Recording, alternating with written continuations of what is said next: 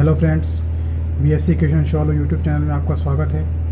आज का हमारा प्रश्न बीएससी पार्ट थर्ड के इनऑर्गेनिक केमिस्ट्री 2019 का है, जो कि यूनिट थर्ड में है।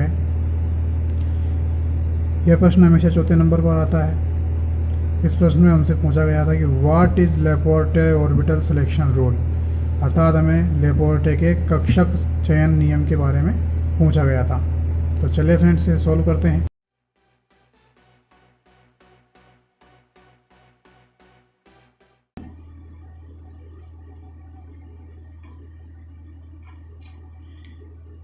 लेपोर्टे का जो कक्षक वर्ण नियम है, ये कहता है कि इसके अनुसार वे इलेक्ट्रॉनिक संक्रमण ही अनुमत होते हैं जिसके दौरान कक्षीय सममिति परिवर्तित हो जाती है, अर्थात समान सममिति वाले कक्षकों के मध्य इलेक्ट्रॉनिक संक्रमण प्रतिबंधित होता है।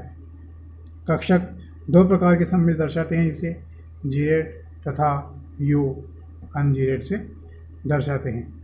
अर्थात ये नियम कहता है कि वे इलेक्ट्रॉनिक संक्रमण ही संपन्न होते हैं या अनुमत होते हैं जिन कक्षकों की सममितियाँ असम्मित होती है। लेपोर्टे के अनुसार वे इलेक्ट्रॉनिक संक्रमण ही संपन्न होते हैं जिसके दौरान कक्षकीय सममिति परिवर्तित हो जाती है, अर्थात जिन कक्षकों की सममितियाँ अगर परिवर्तित है, अर्थात ऊर्जा स्तर में जिन कक्षकों की सममितियाँ परिवर्तित होती है उन्हीं में ये इलेक्ट्रॉन संक्रमण प्रदर्शित कर सकते हैं।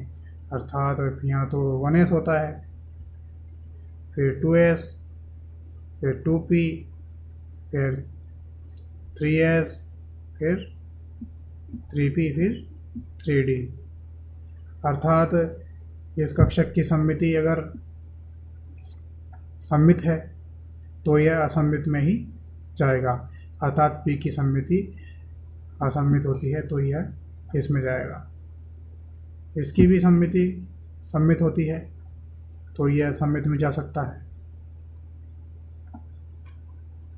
और वे इलेक्ट्रॉनिक संक्रमण प्रतिबंधित होते हैं जिनकी सममिति समान होती है, अर्थात पी कक्षक की सममिति कैसी होती है? असम्मित होती है।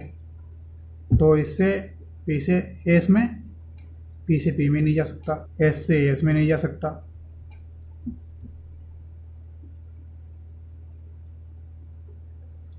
एस से डी में नहीं जा सकता, क्योंकि ये दोनों भी सम्मित होते हैं। यह नियम इस प्रकार से कक्षकों में इलेक्ट्रॉन के संक्रमण को समझाता है। चलिए फ्रेंड्स, इसे और समझते हैं।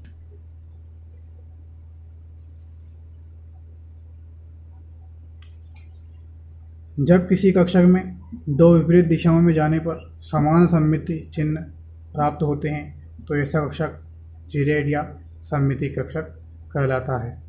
अर्थात किसी कक्षक में ये मान लीजिए कि ये कोई कक्षक है, ये एस है, ये पी है और ये डी कक्षक है।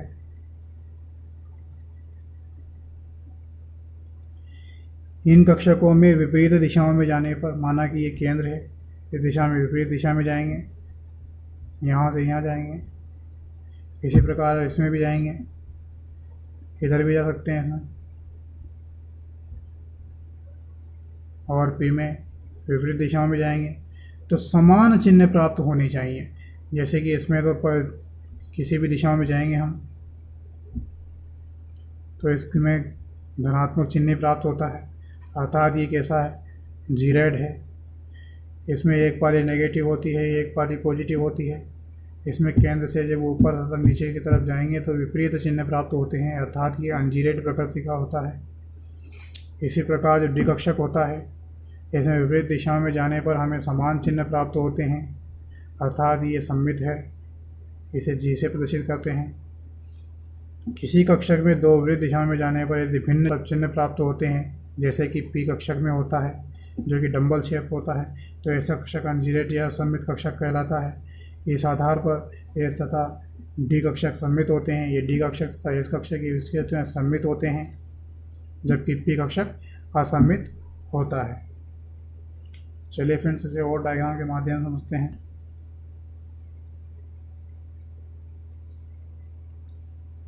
जैसा कि अभी हमने बताया कि एक कक्षक सममित होता है, पी कक्षक का सममित होता है और डी कक्षक भी सममित होता है। तो लेपोर्टे के अनुसार यदि हम असममित कक्षक से सममित कक्षक में जाएंगे या फिर सममित कक्षक से असममित कक्षक में जाएंगे तो ये संक्रमण कैसे होते हैं? अनुमत होते हैं। अनुमत मतलब लेपोर्टे के अनुसार ये कक्षक ही संपन्न होनी चाहिए। और इसके साथ ही असममित कक्षक कौन सा होता है? पी, और सममित कक्षक डी। इसी प्रकार एस कौन सा कक्षक है? सममित, और पी कौन सा है? असममित। अर्थात एस से पी में जाएंगे या फिर पी से डी में जाएंगे। तो ये संक्रमण कैसे होते हैं? अनुमत संक्रमण होते हैं। लेपोर्टे के अनुसार ये संक्रमण ही संपन्न होने चाहिए। तथा लेपोर्टे ने प्रतिबंधित संक्रमण के बारे में भी समझाया कि कौन से संक्रमण है जो संपन्न नहीं होने चाहिए। जैसे कि यदि कोई इलेक्ट्रॉनिक किसी कक्षक में सममित कक्षक में जाता है या फिर असममित कक्षक से असममित कक्षक में जाता है तो वे संक्रमण प्रतिबंधित होते हैं, अर्थात वो इन्हें स्वयं संपन्न नहीं होना चाहिए। इसी प्रकार जैसे हम कक्षकों के माध्यम से समझते हैं कि यदि वह एस से डी में जाएगा या फिर डी से एस कक्षक में जाएगा तो ये संक्रमण प्रतिबंधित संक्रमण कहलाते हैं। चलिए फ्रेंड्स, अब इसकी कमियां या फिर इस लेपोर्टे नियम में छूट दी गई थी, इसे भी हम समझते हैं।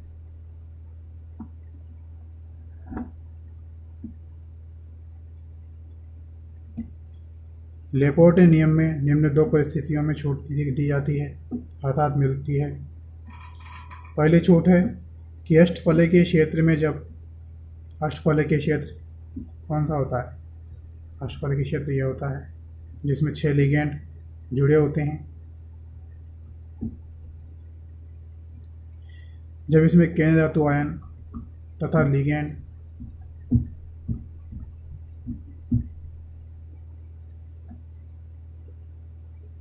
केंद्र धातु आयन पर आक्रमण करता है, 6 दिशाओं से आक्रमण करता है, तो धातु आयन के जो डी कक्षक होते हैं, ये डी कक्षक होते हैं धातु आयन के 5 ऊर्जा के आधार पर 2 भागों में विभाजित हो जाते हैं।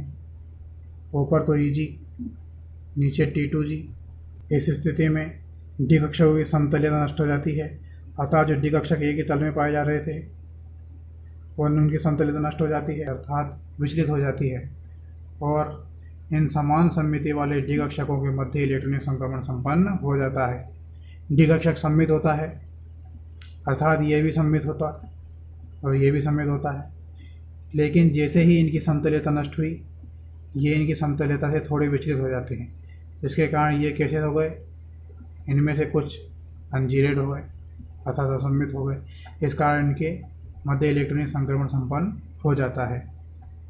तथा जो दूसरा है, जब 2 भिन्न सममिति वाले कक्षक परस्पर मिश्रित होकर नए कक्षकों का निर्माण करते हैं तो निर्मित होने वाले नए कक्षकों में मिश्रित सममिति प्राप्त पाई जाती है और इन कक्षकों के मध्य इलेक्ट्रॉनिक संक्रमण संपन्न हो जाता है। अर्थात भिन्न सम्मति वाला जैसा ये एक कक्षक है और एक कौन सा कक्षक है? पी कक्षक है। इनके निर्मित होने से जो एक अणु कक्षक बनता है, इसमें मिश्रित सम्मिति पाई जाती है और मिश्रित सम्मिति पाए जाने की ये एक अलग सम्मिति हो जाती है, जिसके कारण इनके मध्य इलेक्ट्रॉनिक संक्रमण संपन्न हो जाता है। Thanks for watching my video. I hope आपको मेरा वीडियो पसंद आया होगा। आगे भी ऐसे ही वीडियो को देखने के लिए मेरे यूट्यूब चैनल को सब्सक्राइब कीजिए, लाइक कीजिए। Thank you.